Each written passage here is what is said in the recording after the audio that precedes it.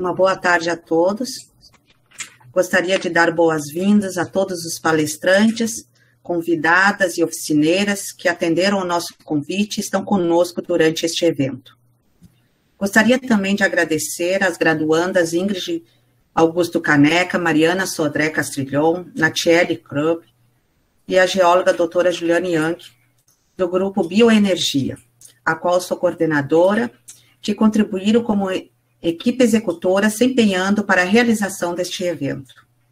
Também quero dar boas-vindas às nossas convidadas desta tarde, a qual farei a apresentação posteriormente. E a todos os nossos participantes aqui no Meet, Facebook e YouTube. Para aqueles que não sabem, nós estamos transmitindo simultaneamente este evento, essa sala de Meet, através do Facebook e YouTube. Nosso evento, Semana do Meio Ambiente, Restauração de Ecossistemas na região da Campanha, é uma das muitas iniciativas da década de restauração dos ecossistemas, o qual a Assembleia Geral das Nações Unidas declarou sendo o período de 2021 a 2030, esse período de 10 anos, a década, então, de restauração de ecossistemas. Esta é uma oportunidade única para a criação de empregos, segurança alimentar, enfrentamento da mudança do clima, conservação da biodiversidade e fornecimento da água. A década de restauração de ecossistemas é, portanto, um apelo para a proteção e revitalização dos ecossistemas em todo o mundo, para o benefício das pessoas e da natureza. O movimento, liderado pelo Programa das Nações Unidas para o Meio Ambiente, PNEUMA, e pela Organização das Nações Unidas para a Alimentação e Agricultura, FAO. Envolve tanto a articulação política quanto milhares de iniciativas em campo para deter a degradação dos ecossistemas e aumentar a restauração, visando o atingimento das metas globais. Sendo assim, este evento contribui para atingirmos estas metas. Então, a realização deste evento é do grupo Bioenergia, grupo de pesquisa, ensino e extensão em energia e meio ambiente, e do projeto Rede Mulheres nas Engenharias, da Universidade Federal do Pampa, Campus Bagé e Campus Caçapava do Sul, com o apoio do CNPq, através do projeto Rede #Eu Menina, Eu Mulher na Educação, rumo à praxis na engenharia, tecnologia e inovação. Coordenados por mim, professora doutora Cristine Machado Schwang, e pela geóloga doutora Juliane Young, com a participação das escolas EMF João Tiago do Patrocínio, EMF Nossa Senhora das Graças, Escola Estadual de Ensino Médio Dr. Luiz Mércio Teixeira, EMF Peri Coronel do município de Bagé, e do EMF Patrício Dias Ferreira, de Caçapava do Sul. Então, neste momento, estamos dando início ao nosso evento. Seja bem-vinda, professora doutora Carolina Costa Moraes, que eu vou estar, então, apresentando a professora a todos os nossos participantes. A professora doutora Carolina Costa Moraes, bolsista de Produtividade e Desenvolvimento Técnico e Extensão Inovadora do CNPq nível 2, fez sua graduação em Engenharia de Alimentos através da Universidade Federal do Rio Grande, FURG, defendendo também o seu mestrado na mesma universidade em Engenharia e Ciência de Alimentos. Sua dissertação teve sob título Extração e Purificação de Ficocianina de Spirulina platensis, de 2004 a 2006, e de 2006 a 2009, também na mesma universidade, fez doutorado em Engenharia e Ciências de Alimentos. Defendeu sua tese sob o título Purificação, Modelagem e Simulação da Adsorção de Bioprodutos por Troca Iônica em Coluna de Leite Expandido. A professora Carolina Costa Moraes é ainda professora da Universidade Federal do Pampa, desde 2010, entrou no curso de Engenharia de Alimentos, o qual também foi coordenadora deste curso de 2015 a 2017. De 2017 a 2021, ou seja, atualmente, ela ocupa a função de coordenadora de inovação da Universidade Federal do Pampa, na nossa pró-reitoria de pesquisa, a PROP. Tem nas suas linhas de pesquisa obtenção e purificação de bioprodutos e microbiologia. E os seus projetos de pesquisa, o mais atual, é embalagens ativas à base de biopolímeros incorporadas com extratos antimicrobianos e antioxidantes, tendo ainda outros projetos de pesquisa, como aplicação de bacteriocinas em áreas de interesse da indústria de alimentos, utilização celulose de resíduos agroindustriais na obtenção de nanofibras por electrospinning e amidos modificados, para aplicação em hidrogéis e filmes biocompostos antimicrobianos. É também revisora de vários periódicos, é revisora também de projeto de fomento da FAPERGS, e tem no seu currículo diversos artigos completos publicados em periódicos internacionais, que podem ser conferidos no seu currículo Lattes. Eu agradeço mais uma vez pela presença da professora Carolina Costa Moraes, e desde já, então, eu passo a palavra à palestrante. Obrigada. Então, boa tarde, pessoal. Queria agradecer, né, a professora Cristine pelo convite. É um prazer estar aqui falando com vocês, tá? Então, a apresentação já foi feita, né? Eu sou engenheira de alimentos e deixa eu botar uma apresentação aqui, um slide para vocês. E aí, vamos ver se carrega. Acho que todos enxergam, né? Sim. Então, a professora Cristine me convidou, né, para conversar aqui com vocês um pouquinho sobre segurança alimentar. E aí eu, puxando a sardinha um pouquinho para o meu assado, né, eu vou falar um pouquinho também de segurança dos alimentos. Então, como a gente, vocês, não sei se, eu não consegui assistir a palestra hoje de manhã, infelizmente, eu estava em aula, e por acaso, estava falando sobre esse assunto com meus alunos também, né?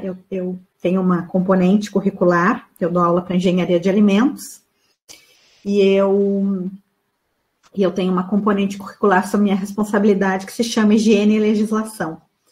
E aí, nessa componente, a gente trabalha algumas coisas, né, e algumas discussões.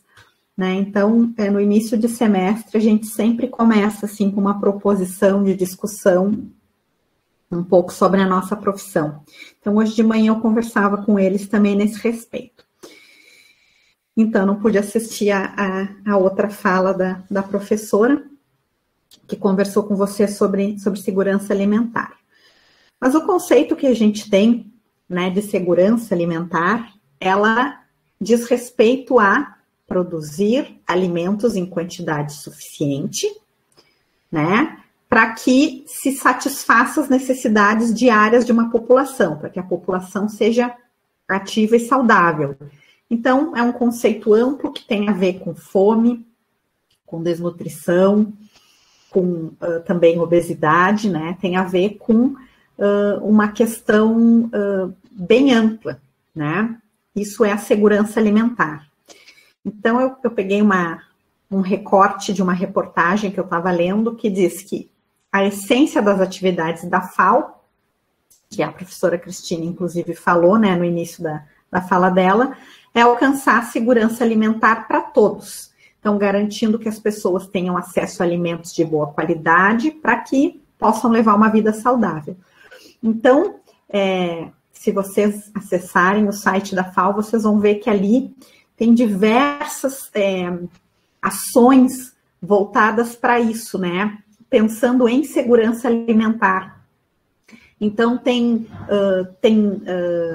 campanhas, assim, tem vídeos, tem artigos, tem bastante coisa ali que fala, né? Tem até um bem interessante que fala da América Latina, né? E dessas questões de segurança alimentar.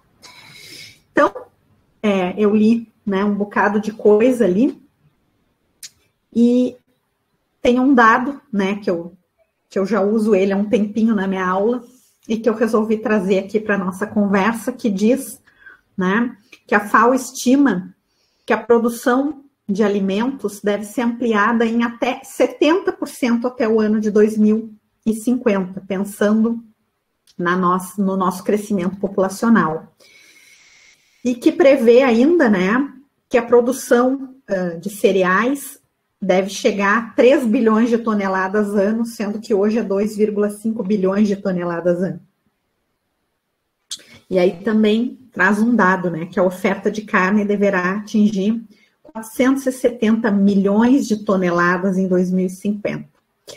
Então, a gente começa a pensar nisso, assim, com um olhar de preocupação, né? Como é que a gente vai conseguir ampliar tanto a oferta de alimento para que a gente tenha segurança alimentar, né? Para que todos tenham alimento de qualidade. E será que a gente tem condição de cultivar todo esse volume? Será que a gente tem recursos, né? Então, hoje de manhã eu até convidei o pessoal a gente fazer uma reflexão, né?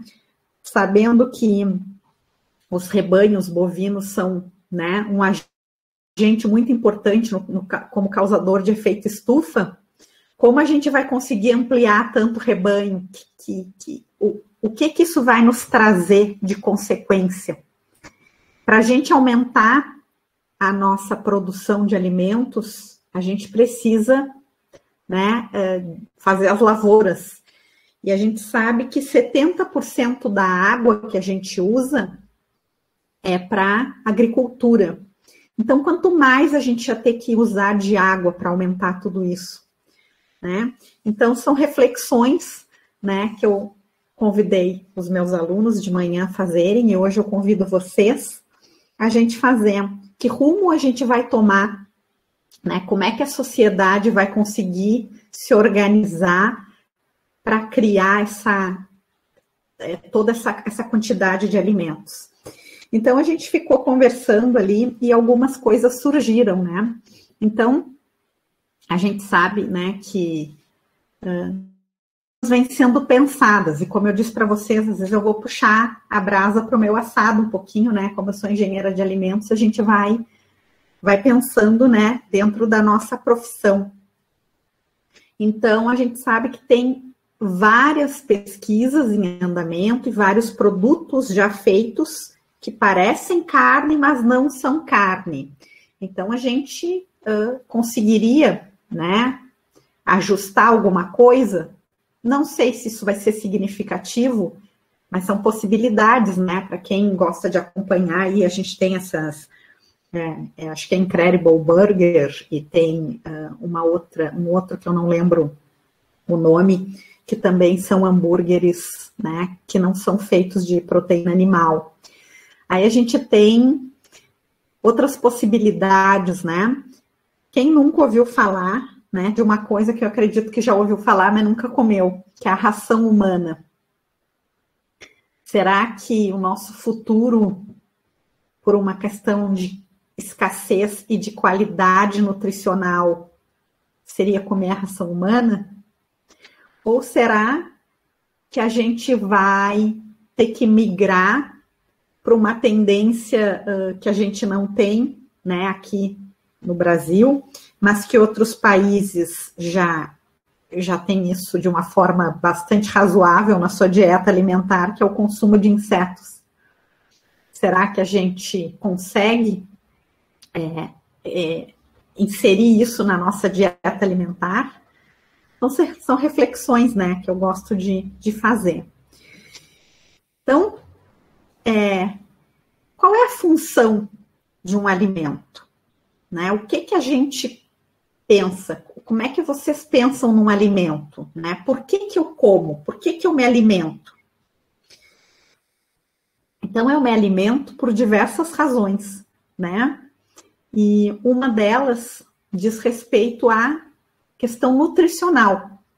Então, eu me alimento porque eu preciso de nutrientes, né, para ser um ser humano saudável. Então, eu me alimento porque eu preciso de proteínas, eu preciso de vitaminas, eu preciso, né, de uma série de coisas para que eu seja um ser humano saudável. Mas será que é só por isso que eu me alimento? Daqui a pouco eu vou voltar nisso, tá? Em outras questões, vou deixar passar mais um pouquinho. Então, essa questão do porquê que eu me alimento, eu acredito que abra um espaço para que a gente possa comparar dois conceitos que em português são tão parecidinhos, em inglês eles são diferentes e eles têm contextos muito diferentes, né? Então, a diferença entre a segurança alimentar e a segurança dos alimentos. Então, a segurança alimentar, que é o que a gente estava falando agora, ela fala, né, ela vem do inglês food security, e ela diz respeito a isso, a acesso ao alimento, acesso a coisas de qualidade. Já a segurança dos alimentos, que vem do inglês food safety, é o que nós, como engenheiros de alimentos, trabalhamos, né? É a qualidade do alimento, tá? Então, eu trouxe duas imagens aqui, né, para que a gente não tenha dúvida, né, da diferença dos conceitos, sendo que em um a gente está vendo aqui fome, não ter acesso a alimentos, ter acesso a alimentos de baixa nutrição, né? Então, pessoas desnutridas, subnutridas, tá? E o food safety, que eu vou falar daqui a pouco. Então, eu trouxe aqui, né, essa imagem, né, lá, né, da pré-história. Então, naquele momento, não havia preocupação nem com segurança alimentar e muito menos com segurança dos alimentos. A comida era um ato apenas de se nutrir, né, e o homem, ele era nômade, né, ele ficava num lugar, consumia aquele alimento, depois ele buscava outro lugar, consumia o que tinha ali, e aí ele ia vagando. E aí ele aprendeu a caçar, ele aprendeu a plantar, né? Ele aprendeu a usar as coisas da natureza, e aí ele começou a ter uma outra forma de vida, né? Então ele passou a ser sedentário, né? Então isso começou a propiciar que a gente fizesse muitas coisas, né, dentro da alimentação.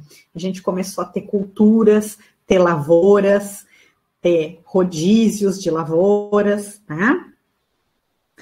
E aí a gente foi evoluindo, e aí a gente chegou num momento em que a gente tinha uma boa oferta de alimentos, né? A gente conseguia comprar as coisas no mercado.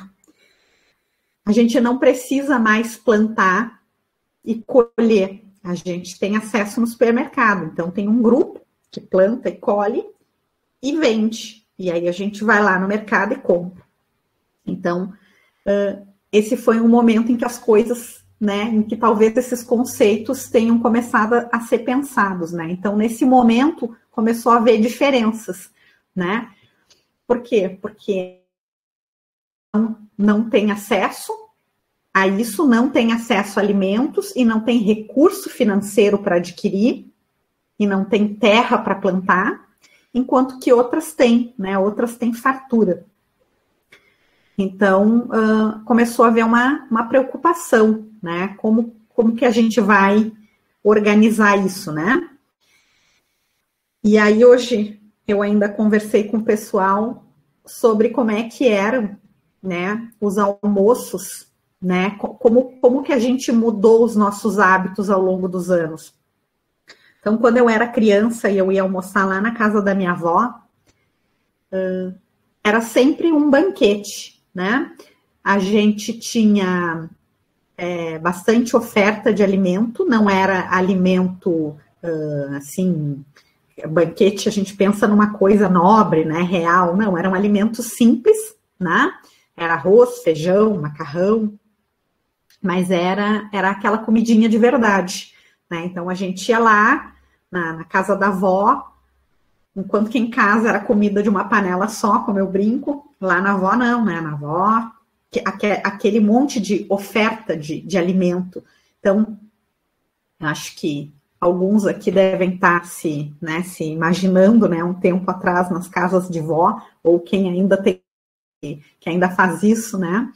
Lá na casa da vovó, aquela alimentação saudável, e às vezes a gente tem aquela vovó com 90 anos, com 100 anos, que tem uma chácara, que tem um sítio, que mora para fora, que pega, né, os ovinhos orgânicos dela, mata a galinhazinha dela, o porco, que tem alguns vegetais ali, né, compra no supermercado, claro que sim, mas que ela tem a rotina dela, né. E hoje não. Né? Hoje a nossa comida, ela é assim, o que dá tempo de fazer, como dá, né? Quando a gente não faz, a gente tem ofertas, né? Muitas ofertas. Então, nosso consumidor mudou, né? O perfil foi mudando. Então, antes o supermercado nos oferecia alimentos in natura, né, para que eu levasse para casa e preparasse aquela comidinha da minha avó. E hoje não. Hoje eu pego e eu vou no supermercado e compro uma coisa pronta, que eu só vou aquecer, né? Então, o mercado dos congelados, ele é o que mais cresce, né? Eu chego no mercado e eu posso conseguir macarrão já pronto, arroz, né, que nem tem na imagem ali uma bandejinha que tem arroz, tem feijão, tem uma saladinha, tem estrogonofe, tem massa, tem pizza, tem hambúrguer. Então, eu consigo consumir tudo isso, né? E aí eu disse que depois eu retornaria, né, a questão do porquê nos alimentamos, porquê a gente se alimenta, né, porquê a gente come. E aí a gente vê que a comida, ela é um ato social, né? Para as pessoas que têm acesso à alimentação, e aqui eu não estou falando de segurança alimentar, tá? Para as pessoas que têm acesso à alimentação, comer não é um ato de se nutrir. E aí é que está a diferença. Quando a gente fala em segurança alimentar, comer é um ato de se nutrir. E quando a gente não fala, comer é um ato de prazer, é um ato de conviver. A gente se junta para quê? Para comer. Né? A gente faz um jantar com os amigos. Alguém escreveu que às vezes comemos por impulso, sim. A gente vai na casa de um amigo para fazer um churrasco, a gente vai na casa de um amigo para fazer um jantar, um almoço, né? E aí outro dia eu ouvi uma mulher dizendo assim, eu acho isso muito estranho, tu me convida aqui porque tu gosta de me ver mastigar. Por que eu não posso comer em casa e depois vir aqui? Porque daí a gente é diferente. Para nós, hoje, quem tem acesso ao alimento, comer é uma questão social, é uma questão de prazer.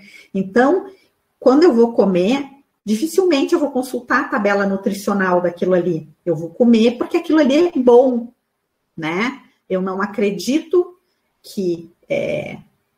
Se a gente pensasse assim, a oferta de alimentos do mercado seria como é. A gente chega, a gente não olha a tabela nutricional, a gente não olha nada disso. A gente olha assim, isso aqui é muito gostoso, é né, uma salsicha, é um nugget, seja lá o que for, né? É pronto e é rápido, então é ótimo, porque eu chego em casa e eu só aqueço e eu como. Né? Então, nós mudamos, tá? Então,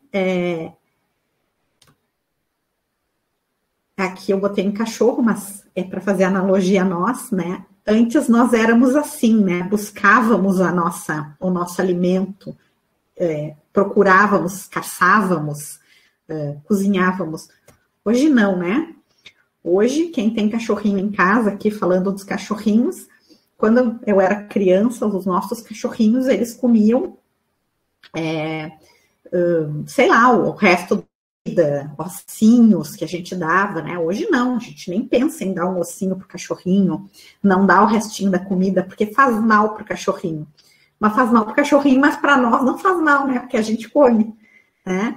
Então, o cachorro come a ração. A melhor ração que a gente puder dar para o cachorro, a gente dá. Mas a gente não come ração, né? Independente da gente pensar assim, não, eu vou dar só essa ração aqui dessa marca para o meu cachorrinho, porque ela é muito boa, ela é muito rica em proteína, o pelinho dele fica ótimo, né? Fica bem brilhosinho e ele fica super saudável. Imagina nós passando por isso. Será que a gente está pronto para pensar no aspecto nutricional? Vou comer essa ração, porque eu não vou engordar, e aqui tem todos os nutrientes que eu preciso, né? Os meus cabelos vão ficar lindos, a minha pele vai ficar ótima, então eu vou me alimentar de ração daqui para frente. Será que a gente está preparado para essas mudanças que o mundo está passando, né? Essa rápida mudança? Então, há um pouco de tempo atrás, a gente não tinha programas na TV que falavam de culinária, né? Isso era coisa de vó. A avó vê lá a Ofélia, minha avó via a Ofélia. Aí depois acabou isso, né? Programa de culinária, não. Aí agora voltou, né? Agora passa programa de culinária em qualquer canal, tem canais especializados em programas de culinária, em alta gastronomia, em comidinha de casa, em comidas rápidas, comidas de 15 minutos, comidas em uma panela só. Então, a gente está retornando, né? Então, a gente está, de novo, pensando no alimento como um nutriente. E parando de pensar no alimento somente como uma fonte de prazer. Mas a gente quer as duas coisas. Então, né, eu brinco com os meus alunos que o profissional da engenharia de alimentos ele está sempre sendo desafiado. Por quê? Porque há um tempo atrás a gente queria coisas in natura. E aí a nossa profissão surgiu, né? Ela é nova. E aí a gente começou a ganhar um espaço, né? Pequeno. E aí fomos ganhando mais espaço, muito com coisas, obviamente, industrializadas. Então, enlatados, embutidos. E aí aquilo ficou meio ruim, né? Aí agora a gente está numa geração que a gente não quer isso. Então, a indústria vai deixar de existir? Todo mundo vai cozinhar em casa? Não vai mais ter indústria? Lógico que não. Então, agora a gente vai ter que se reinventar. Então, a indústria ela vai se reinventando. Então, se eu não tenho tanta oferta, se eu não tenho mais o mesmo número, né, o mesmo público que consumia aquele produto altamente processado, eu vou oferecer um para ele menos processado. Se o mundo está uma vertente de uma população vegetariana ou vegana, eu também posso oferecer esse produto. A indústria também pode oferecer esse produto vegetariano, né? Que é o que eu falei das carnes sem carne, né? Então, se eu tenho pessoas com restrição de lactose, de açúcar, de sal, eu tenho como oferecer. Então, nós fazemos isso, né? A indústria, a gente se molda a quê? Ao perfil do consumidor. Então, aqui vem o nosso conceito dentro, né, do que se trabalha ali no curso, né, que é a segurança dos alimentos, que não se relaciona com esse aspecto de desnutrição e nem a disponibilidade de alimentos à população. A gente se relaciona com garantia de qualidade. Então, a gente trabalha com aquela relação que vai desde o campo até a mesa do consumidor, garantindo a qualidade do produto. Então, são conceitos completamente diferentes, né? Um diz respeito ao acesso, à disponibilidade, à qualidade nutricional, e um outro diz respeito a eu não sofrer de doenças alimentares. Então, eu não, né, não vou consumir um alimento que tenha um excesso de agrotóxicos, ou que tenha micro-organismos, ou coisas assim, tá? Então, nesse olhar, e também dentro da minha formação, eu vou esticar a minha fala com vocês, né? Dentro dessa parte que é mais a área que eu converso, né? Com os meus alunos, né? Então, a gente vinha falando, né? Dessa transformação que a indústria de alimentos foi sofrendo. Por quê? Porque não é a indústria que dita a regra, é o consumidor. Né? O consumidor deseja, quando, né, só para vocês entenderem o que eu estou falando, quando eu era criança, eu me lembro assim que no supermercado tinha 2 tipos de refrigerante. Um era, acho que era Barecolo o nome, eu nem recordo mais, e um outro, que era uma Guaraná, assim. Quando eu era pequena, eu também me lembro que tinha, acho que umas 4 cervejas, né? Hoje não, né? Hoje a gente vai no supermercado, Jesus, tem tudo que é tipo de cerveja, tem que ter até um livro para entender, né? Tem a Pilsen, tem a Lager, tem a não sei o quê, tem a escura, tem a clara, tem a com mais lupulada, menos lupulada, né? Tem um monte. Azeite. Quando a gente era criança, inclusive vocês, tinha o azeite de lata. Hoje tem azeites de colheita noturna, azeites de colheita diurna, mais prensados, menos prensados, frutados, mais intensos, azeites que se harmonizam com diversas coisas. Vinho. Vinho tinha vinho, aquele vinho mais colonial. Agora tem vinhos de diversos tipos que harmonizam com tudo. Café. Café antes tinha café solúvel, né? Depois o café em pó. E hoje tem uma riqueza de cafés, né? Para quem gosta de café, a gente não precisa... No mercado a gente encontra café com uma torra maior, torra menor, com mais intensidade, menos intensidade. Hoje a gente entende até de espécies de café. Eu quero um café só arábica, né? Eu quero azeitonas arbequina. Eu quero azeitonas não sei o quê. Então, nós mudamos. A gente está exigindo mais.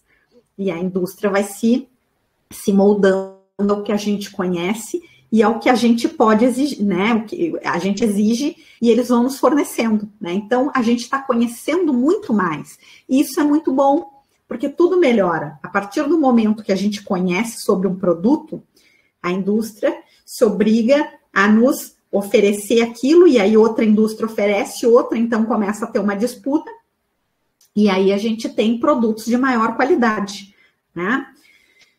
Bom, aqui a gente já falou. E aí, dentro disso, vem a questão, né, de alimento seguro, né? Então, a gente sabe, né, eu sou professora de microbiologia e eu gosto muito dessas questões históricas, assim, né, de dizer de onde veio as coisas. Eu até brinco que a gente tinha que ter uma disciplina de antropologia alimentar, né, para conhecer de onde vieram as coisas, né, como veio os alimentos, quais as ofertas. Então, eu estou sempre contando coisas desse tipo, né, quando eu estou em aula. Então, a microbiologia ela evoluiu muito rápido nos últimos 200 anos. Até então, a gente, né, em 1700 e qualquer coisa ali, a gente ainda trabalhava com a teoria da geração espontânea, né? Tipo, roupas sujas geram ratos, né? Pão gera mofo, né? Então, a gente evoluiu rapidamente. Mas, mesmo que a gente não entendesse nada de microbiologia há muitas gerações atrás, e que sequer a gente soubesse que existiam micro-organismos, a gente tinha algumas coisas escritas em algum lugar que nos davam uma direção, né? Então, em algum lugar lá do Alcorão, isso, né? Isso tem num livro que eu trabalho com o pessoal, um livro de higiene e legislação, que diz assim: utensílios contaminados por carcaças devem ser limpos com cinza, urina bovina e água. Isso, na verdade, é uma coisa muito importante, né? Que é para acabar com coisas... são os prions, né? E aí a gente precisa de ureia e de alguns minerais das cinzas para eliminar isso, né? Então tem outra coisa que o livro traz que diz: não cozinharás cabrito com o leite da sua mãe, né? Para não misturar carne com leite no mesmo tipo de recipiente, que eram porosos, que eles usavam na época, né? Coisas de barro. E lava as mãos quando é servido o pão.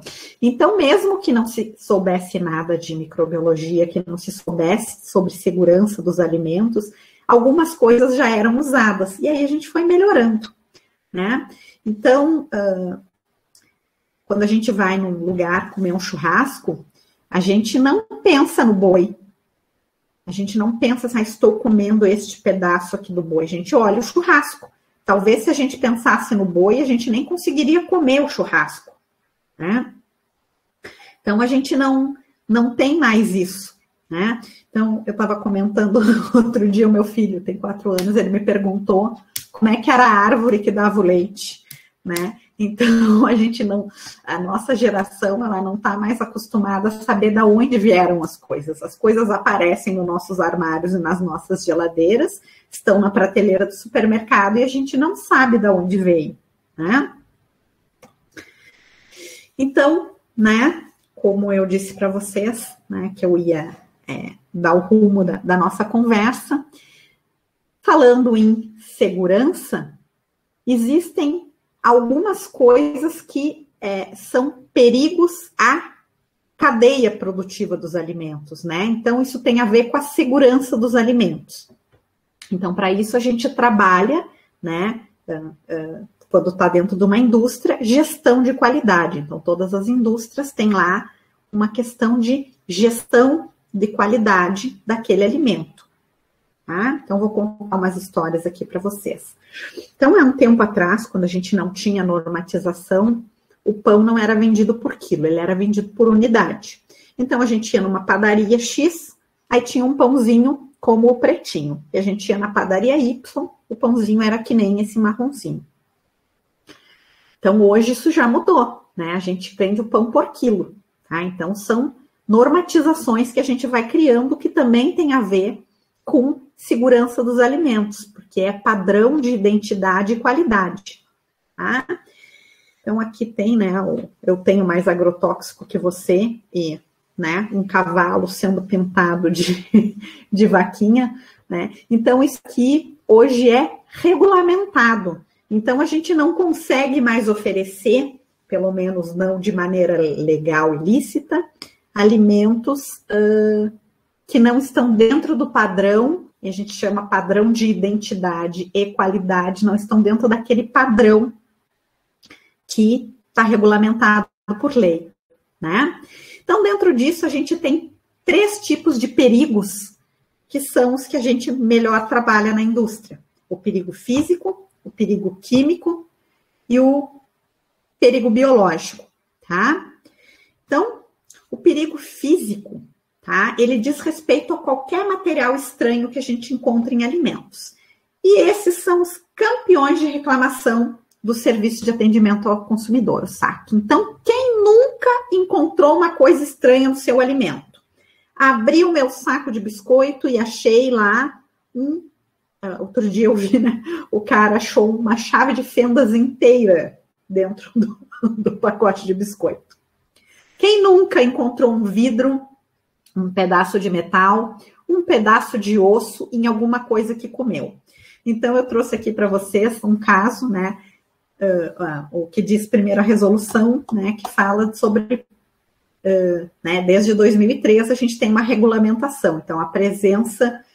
Uma vez acharam no leite um sapo, Jesus, esse aí eu nunca vi, um sapo no leite, mas uma rã no refrigerante, há muitos anos a gente encontrou, abriu quando os refrigerantes ainda eram de garrafa, a gente encontrou, tá? Deu no jornal, eu não vi, mas pode acontecer, né? Então, é extremamente desagradável. Então, hoje, aqui no Brasil, a gente tem uma resolução para isso, que diz que a presença de matéria prejudicial à saúde humana, detectada macroscopicamente, já torna aquele produto impróprio para o consumo humano. Então, a gente não precisa fazer nenhum tipo de determinação microscópica, não precisa saber se tem bactérias, se tem toxinas, se tem nada mais. Se tem alguma matéria macroscópica prejudicial, aquele alimento já não deve ser consumido. Tá? Então, claro que na indústria isso é muito difícil de acontecer, mas às vezes acontece, por isso que noticia na TV, porque se fosse uma coisa que acontecesse todo dia não noticiaria, né? Então, a indústria tem uma série de equipamentos, como grades, né, ou ímãs para pegar qualquer parte de equipamento que tenha soltado, porca, parafuso, seja lá o que for. Tem detectores de metais, detectores com raio-x, telinhas, né, para não deixar matéria grande passar, filtros, aspiradores, separadores gravimétricos de pedra. Antigamente a gente separava as pedras do feijão. Hoje não, hoje a gente não compra feijão com pedra mais, né? Pelo menos não no mercado, né? Separador óticos, né? E aí em 2014 surgiu essa resolução aqui, que não importa muito aqui para o contexto, mas só para vocês saberem, porque ela ficou noticiando semanas, né, que dizia que pode ter, tá, eu peguei só um recorte aqui, por exemplo, na uva passa, que pode ter, deixa eu ver se eu consigo enxergar, fragmentos de insetos, fragmentos de insetos de falhas de boas práticas. Pode ter 25 fragmentos de insetos a cada 225 gramas de uva passa. Daí o pessoal ficou falando assim, bah, como que tem uma lei que diz que pode ter? Sempre pode ter. Agora tem uma lei dizendo em que quantidade pode ter, né? Antes da lei, podia ter qualquer quantidade.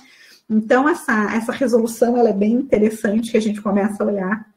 Eu só tirei um recorte, mas são muitas coisas que tem, né? Então, eu peguei essa parte aqui, tem farinha, tem chás, tá? Então, bem interessante aqui, aqui o mais interessante, queijo inteiro ralado também, 25 partes para cada 250 gramas, né? E aí, um dos casos, né, que ficou famoso na indústria de alimentos, alguém disse que no feijão ainda se encontra pedras, acha, eu nunca achei, sabe, eu até desisti de procurar, eu nunca mais, assim, há anos que eu não acho mais pedra no feijão. Então, tem um caso que diz que alguém, né, postou no Facebook a foto de um prego achado na comida do RU. E aí, sabe que eu tinha um livro de 2018 que dizia assim, de 2018, que é de 2008, que diz assim, um cliente insatisfeito conta para 8 pessoas que contam para mais 8. Então, seriam 16 pessoas. Agora pensem, hoje um cliente insatisfeito bota no Facebook, alguém compartilha, quando vê lá no Japão, a gente está sabendo que alguém encontrou, que nem tu falou ali, o leite, o sapo no leite. Né? Alguém disse aqui que quase quebrou o dente. Esse é o principal problema da indústria de alimentos. Imagina se tu compra o feijão da marca X e quebra o dente. O que tu vai fazer? Tu vai botar no Face, tu vai pedir ressarcimento, dano de todos os danos possíveis para aquela indústria, todo mundo vai ficar sabendo e por um tempo os teus amigos, não, feijão dessa marca aí eu não compro porque a fulana lá quebrou o dente, minha amiga. Então, é isso que acontece hoje. Então, a indústria, ela tem que se preocupar com esse tipo de segurança. Por quê? Porque além dela ter que pagar um monte de indenização para você, ela vai ficar um tempo com um público receoso, né? Dependendo de quanto for visualizada o que aconteceu contigo. Né? Então, a gente teve o ano passado várias situações, né? O ano passado, não, uns 2 anos atrás ou mais, com o leite, né? Então, tiveram operações para falar da qualidade do leite, da qualidade da carne, por quê? Porque a gente estava vendo que aquilo estava demais, e aí um conta para o outro, aí todo mundo ficou com medo de comer leite, tomar leite, eu só tomo da marca tal, porque a marca X, Y e Z passou no jornal lá que eles botam coisa ali no leite, né? Então, é isso que acontece na indústria. Então, é muito caro para a indústria quando dá problema, muito caro. Então, a gente tem que evitar isso num limite, assim, que vá quase a zero, a ponto de quando acontecer ser noticiado, porque é muito raro.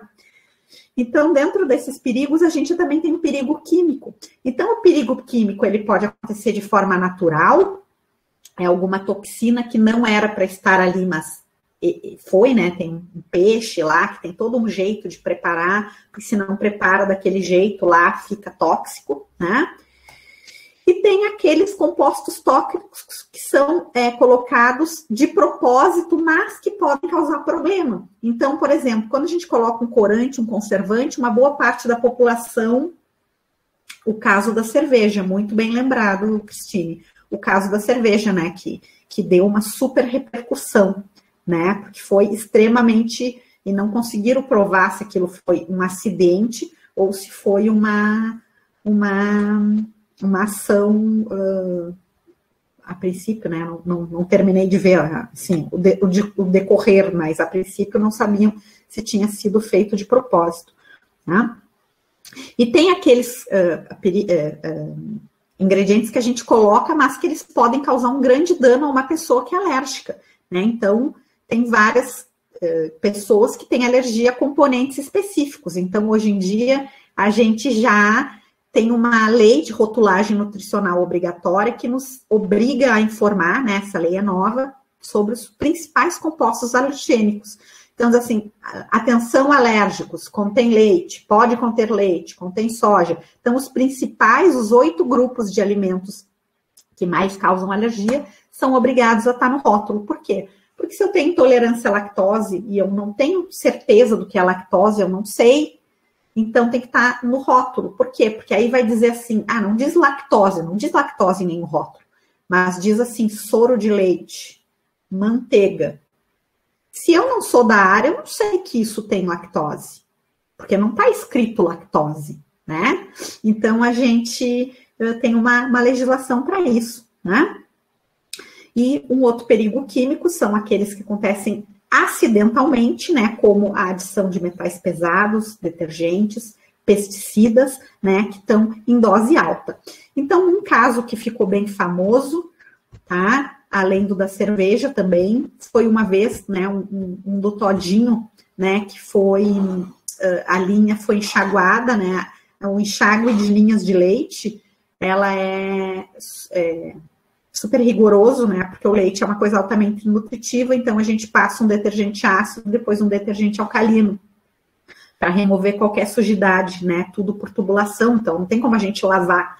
Então é só passar por dentro da tubulação.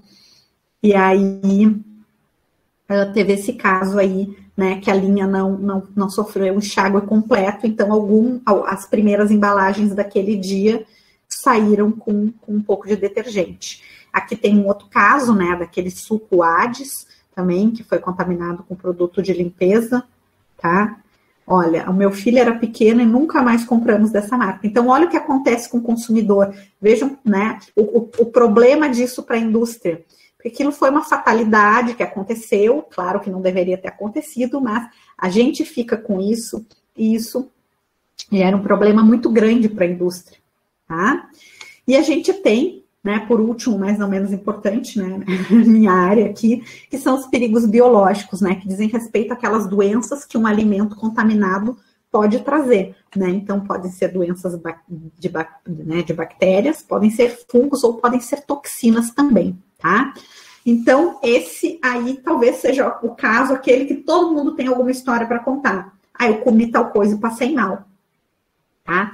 Então, isso na indústria é raríssimo, tá? Raríssimo, tá? Eu, por exemplo, não encontrei nenhuma reportagem. A gente encontra de quê? De restaurantes, até de franquias, de rede, quando acontece um problema, né? O caso da Coca-Cola que tinha um rato, daí é um perigo, na verdade é um perigo físico, né? E não um perigo, no caso, biológico, embora seja um rato, tá? Então, a gente não encontra muito esse caso de perigo biológico com questão industrial. Por quê? Porque a indústria ela é completamente organizada para evitar isso. Então, quando começou essa função da Covid, né, quem já estava na indústria de alimentos não sofreu tanto em adaptar sua rotina. Por quê? Porque a gente já trabalha de máscara, a gente já trabalha de touca, a gente trabalha de luva, a gente tem que lavar a mão a cada 2 horas, a gente troca os utensílios ou mergulha eles na água quente a cada, né, um período de tempo. Então, quem trabalhava com isso não sofreu. A gente tem que, né, lavar as botas sempre que entra, né, passar por um bem mais... lava muito melhor do que aqueles tapetinhos sanitizantes para entrada na indústria. Então, já há um controle muito grande. Por quê? Porque eu posso ter uma doença e eu não sentir, eu ser assintomático, e eu contaminar o alimento, e aquele alimento contaminar alguém, né? Ou eu posso carregar bactérias nas minhas mãos, contaminar o alimento contaminar alguém. Então, quando a gente vê casos que envolvem micro-organismos, dificilmente a gente vê numa grande escala. A gente vê assim, um casamento, uma festa de aniversário, um restaurante, né? Então, aqui, né, teve um caso lá que a vigilância encontrou bactérias nocivas em recheios de esfirras de uma rede, né? Tá ali publicada a notícia, né? Por exemplo. Teve um caso, esse caso me chamou bem a atenção, porque eu nunca tinha visto nada nem parecido, né? Que eram melões, e aí a fruta in natura.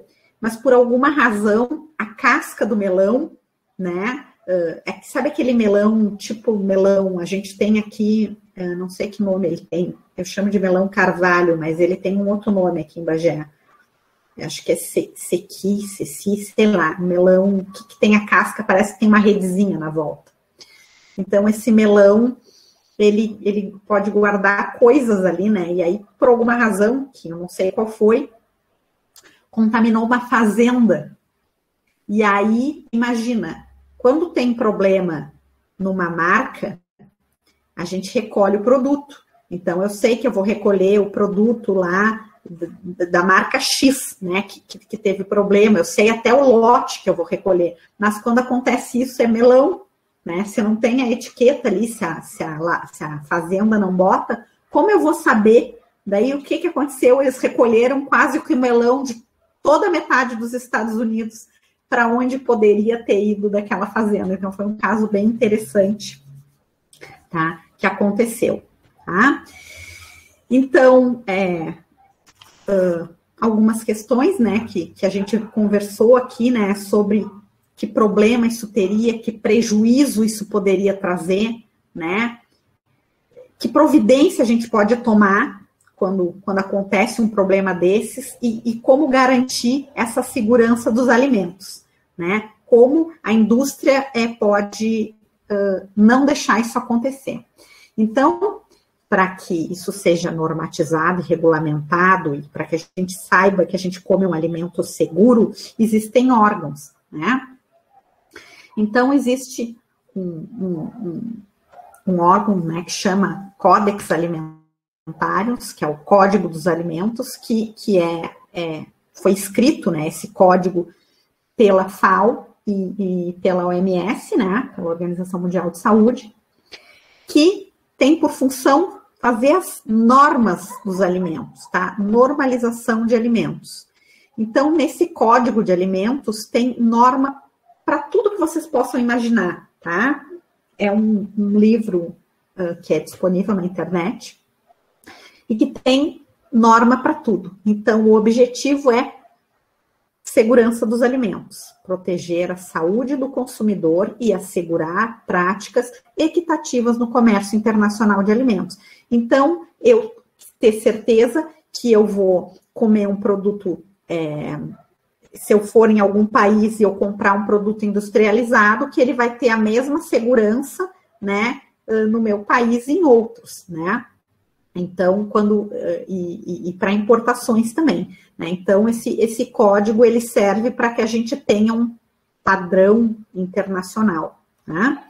Então, essa comissão auxilia no desenvolvimento de diretrizes para estabelecer padrões de produtos, né? Então, aqui no Brasil, a gente tem o BPF, né, que é Boas Práticas de Fabricação, e o APPCC, né, que é Análise de Perigos e Pontos Críticos de Controle, né?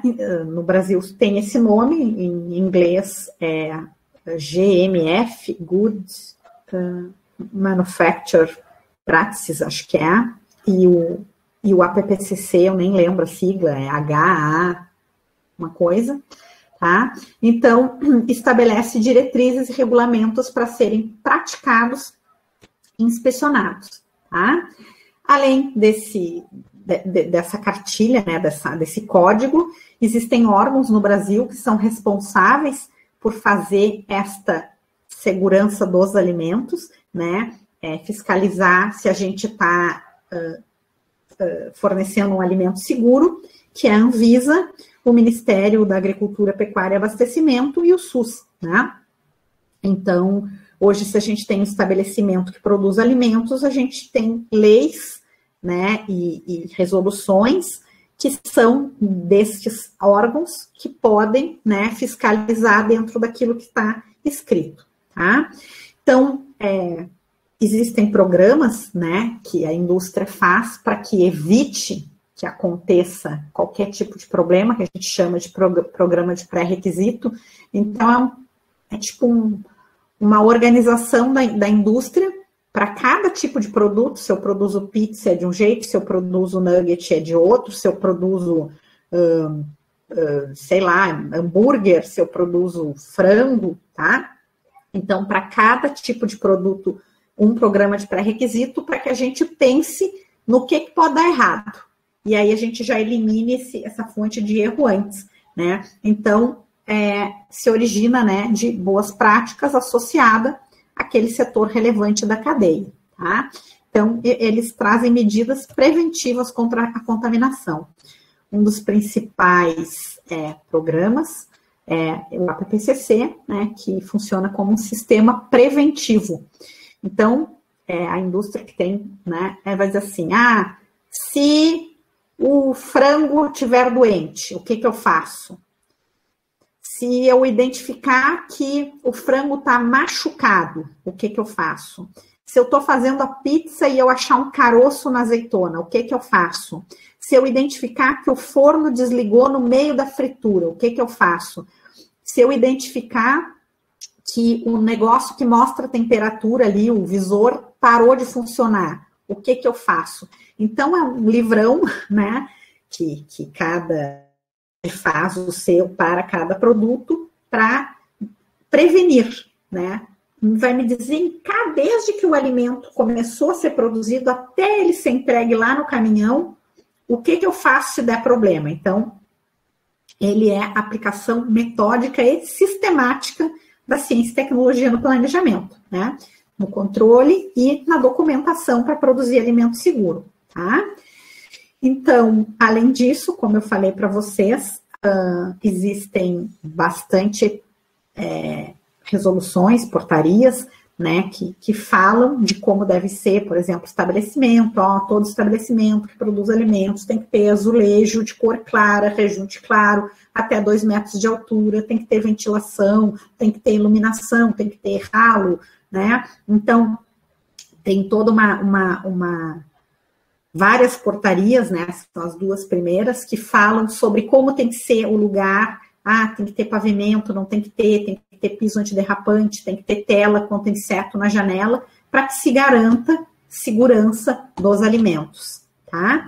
Então, eu não sei se a expectativa de vocês era essa, né, dentro da minha fala, mas eu tentei abordar, assim, de uma maneira que fosse dentro, né, do que eu podia falar e dentro do que, né, o público é bastante, pelo que eu me informei, bastante diversificado, pudesse acompanhar, né, sem eu ficar muito técnica e também não muito superficial, tá?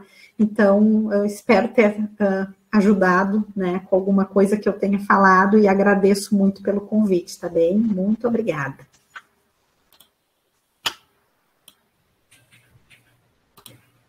Agradeço, então, a Carolina, professora Carolina, aí realmente ficamos surpreendidos por tantas informações interessantes e agradeço também porque realmente conseguiu acertar no público, porque realmente foi exatamente, não foi técnica demais, nem superficial demais.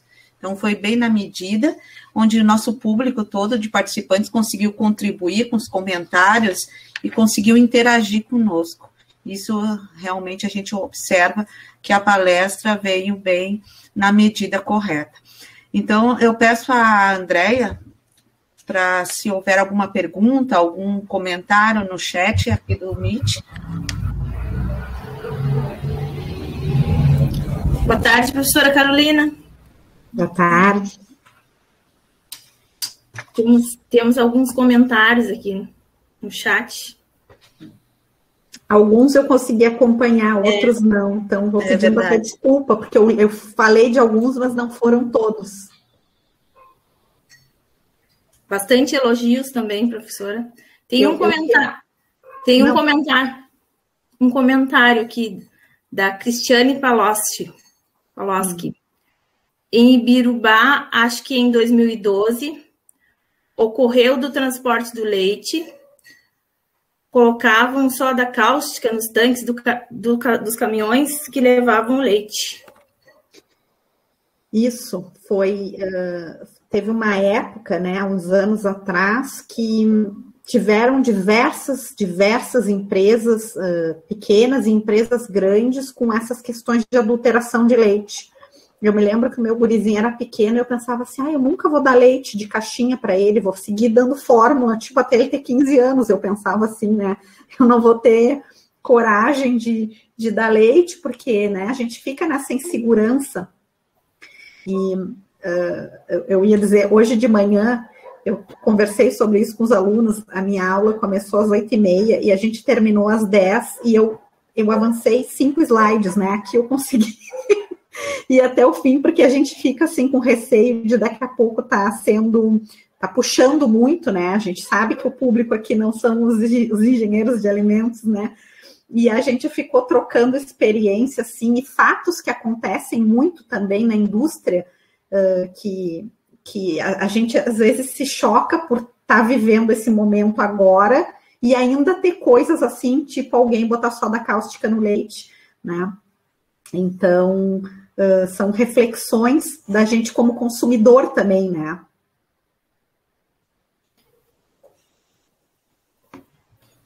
Mais alguma coisa, Andréia? Temos um outro comentário da Miriam Maia Coelho. Completando, a inserção de insetos em nossa alimentação, cabe destacar que possuem vitaminas. Em países asiáticos, já utilizam desta alimentação. Sim, eu até contei hoje de manhã. Eu já comi, eu não sei se alguém de vocês já comeu, eu até gostaria de saber no chat. Eu comi uma vez, um aluno nosso, ele foi viajar, sei lá eu para onde, ele veio com vários saquinhos de insetos. Um era tipo sabor queijo, o outro era sabor coisa com pimenta, cebola e salsa, uns grilos, uns gafanhotos, tinha aranha, tinha escorpião, esses aí eu não fui. Mas o grilinho era gostoso, eu comi, saboroso, assim, é crocante. Não tem um gosto específico, eu achei, assim, eu comeria farinha de inseto, por exemplo, um bolo com farinha de inseto, para mim, tranquilo. Acho que eu particularmente não teria problema, assim, com isso. A Miriam está dizendo que tem até de coco e de goiaba. Ela é uma grande consumidora de... Eu observei também. Eu não sei se eu teria coragem também, mas eu comi sushi uma vez, me fez mal, depois nunca mais comi coisas estranhas, assim, mas eu gosto desta área aí de tentar comer um gafanhoto, alguma coisa, assim, não sei se eu vou conseguir.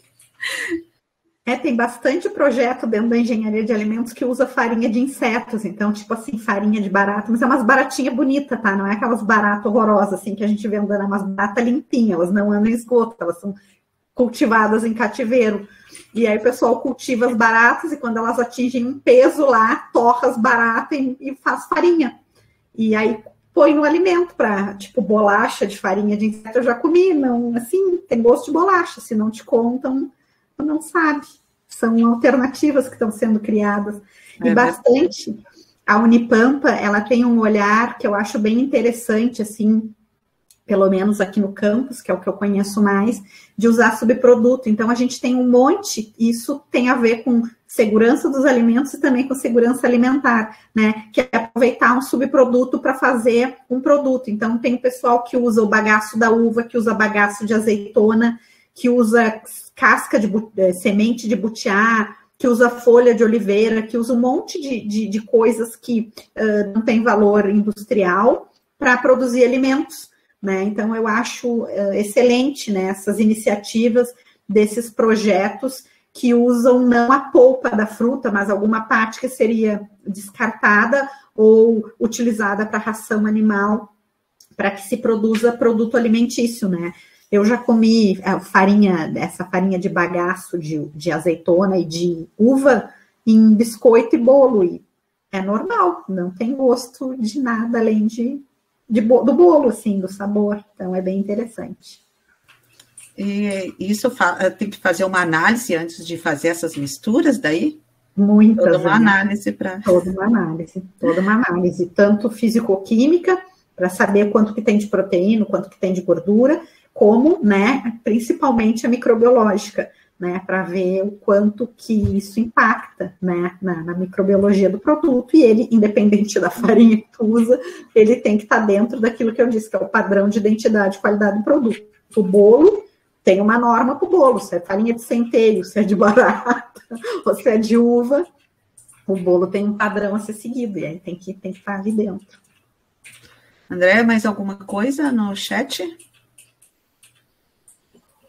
Não, professora. Só então, elogios. Obrigada, professora Caroline, pela sua participação. Eu que agradeço. Eu vou chamar, então, a Juliana, ver se tem alguma coisa no YouTube.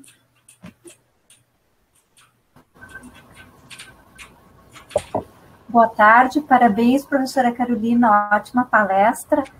No YouTube também só elogios, perguntas não tivemos nenhuma, também no Facebook só elogios, nenhuma pergunta.